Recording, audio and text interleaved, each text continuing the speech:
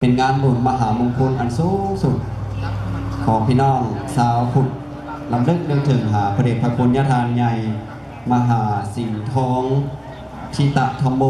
บรรลิสัตอดีตประธานคณะสงฆ์ลาวประจำประเทศสหรัฐอเมริกา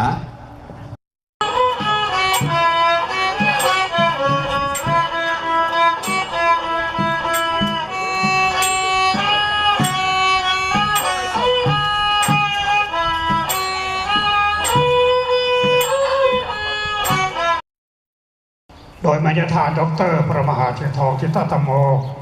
ที่อยู่ทางสหรัฐอเมริกาเป็นผู้ถนอมนำพระสงฆ์ดำเนินเต้าโฮมคณะสงฆ์ลาวให้เป็นพื้นแผ่นแน่นหนาจนถึงปัจจุบันบัดนี้พวกเขาทั้งหลายมันถึง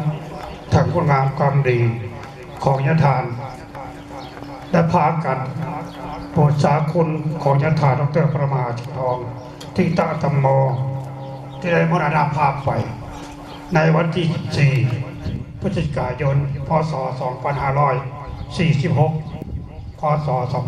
2003 เป็นเวลานานถึง 14 ปี พวกเขายังมีเคารพนับถือบูชาทานอยู่โดยมีวันจืดจางเพราะว่าผมมีวันจืดจางแต่สำหรับวันนี้เป็นอย่างพวกเขาจะมาเห็นทำบุญก็เพราะว่าพระบูชาคุณของพ่อแม่ครูบาอาจารย์โอ้คนมีน้ำจิตน้ำใจเสียสละบวชแต่น้อยจนได้มรณภาพนี่แหละครับกรรมการอุปถัมภ์คณะประธาน พี่น้องพุทธบริษัททั้งหลายข้าพเจ้ามื้อนี้ขออนุญาตได้รับการอนุโมทนาให้ข้าพเจ้ามากล่าวพุทธสา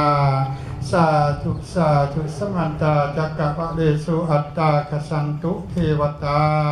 สัทธมังโมนิวะรัสสัสสาสุนัตตุสักขะโมขะทังเกยังโมนิวะรัตนังสัทโพมีสุนัตตุธรรมัสสาวนากะโลยมทันตาธรรมัสสาวนากะโลยมทันตาเทวดาโดยหอบในขอบเขตจักรวาลนั้นมีเทวดาหักษาวัดว่าอารามธรรมสัญจารสถานที่นี้จงได้เสด็จเข้ามาเสสองสตุการปัตตะอโมทนาห่วมบุญห่วมกุศลผอมดองเจ้าศรัทธาและผู้ขาทั้งหลายที่ผอมใจกันมาในสถานที่นี้ขอที่พระเจ้าเราเทวดาจงปกปักรักษาแก่ผู้ขาทั้งหลายและวัดเราสักกาเอนะจังพุทธังอภิปุสัญญามะเอนะจังธัมมังอภิปุสัญญามะสวากขาโตวิสุงรักขณทายะติสรณีนัสหาปัญจศีลานิยาจามาตุติยัมปีงานมงคลมื้อนี้มันก็ได้มาดังพักคินังหนจูท่านของพวกขน่อยทั้งหลายเรานี้ขอจงสำเร็จแก่ญาติของพวกขน่อยทั้งหลายสังอนิจจาบังสกุลเนาะก็ตอนนี้เป็นวาระที่ทางพระสงฆ์เจ้าเนาะ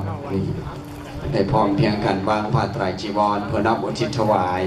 ให้แก่พระเดชพระคุณญาทานใหญ่สิงห์ทองหลังจากนั้นตามด้วยพอออกแม่ออกศรัทธาเจ้าภาพทุกท่านเด้อระวังต่อไปหลังจากนั้นเสร็จแล้วแหมห้อยแม่ข่าวอยู่นั่นเอาแหละลุกขึ้นวางเนาะในขณะที่ว่างอธิษฐานจิตยกมือซาถูกใส่หัววาผู้ข้าน้อมอุทิศถวายผ้าไตรจีวรซึ่งเป็นสัญลักษณ์ของพระเจ้าประสงค์สัญลักษณ์ของพระพุทธศาสนาเว้าอีกภาษาง่ายๆคือว่าเป็นผ้าห่มของพระพุทธเจ้าเนาะเขาก็ถือว่าได้อาศัยผ้าเหลืองเกาะผ้าเหลืองไปพูดแหละนะดินแดนเมืองสวรรค์พูดแหละเนาะ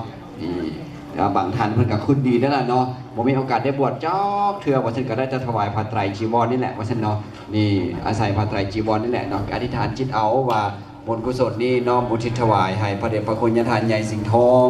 แล้วก็ให้บุญให้กุศลนี้อุทิศไปให้สรรพสัตว์ให้เจ้ากรรมนายเวรเนาะที่เขาได้ ผูกเวรผูกกรรมสรรพสัตว์ที่เกิดมาบนนรกนี่ห่วมกันเนาะการอธิษฐานจิตเอาแนวใดจะดีแนวใดจะงามเนาะอันนี้ก็ให้พาการอธิษฐานจิตเอาเด้อเนาะถือว่าเป็นบุญเป็นกุศลให้คิดเสว่าครั้งหนึ่งหรือการหลายๆครั้งที่เรากระทำกันมาทุกๆปีเนาะนี่แหละถือว่าเป็นมันจะเป็นความทรงจำที่ดีพอไม่ออกเนาะคนเฮานี่เวลาขันว่าภาษาพระเนาะเขากับว่าได้จะอยู่เป็น100-200 ปีเนาะคือทุกคนเกิดมาบนนรกนี่คือดับเนาะเวลาเขาดับชีวิตไปแล้วเขาจะได้มีแต่ความทรงจำดีๆเนาะคนเท่านี้ถ้าเกิดมีความทรงจำอันดีมีแต่แนวคิดที่ดีเข้ามาบรรจุไว้ในสมองของเขาเนาะว่าเชื่อว่าถ้าสมมติเขาจากโลกนี้ไปเนาะเขาจะไปคือไปดีพอไม่ออกเนาะแต่ถ้าเกิดว่าเขามีแต่แนวคิดที่ว่ามันบดีมาไว้ในสมองนี่เนาะมันก็โอกาสที่จะลงไปภูมิที่ต่ำกับมีโอกาสหลายว่าท่านจะเยอะเนาะถ้าว่าตามทำนองของธรรมของพระพุทธเจ้าได้เนาะหรือพ่อแม่ครูบาอาจารย์ที่เพิ่นเคยแนะนำมาอริจาวัตสังขาราโอปาตวายตามิโนโอปัสสิตวายโรจันติแต่สังอุปาจโมสุขังอาทันตุสัพพะเทวตาสัพพะสังฆาโน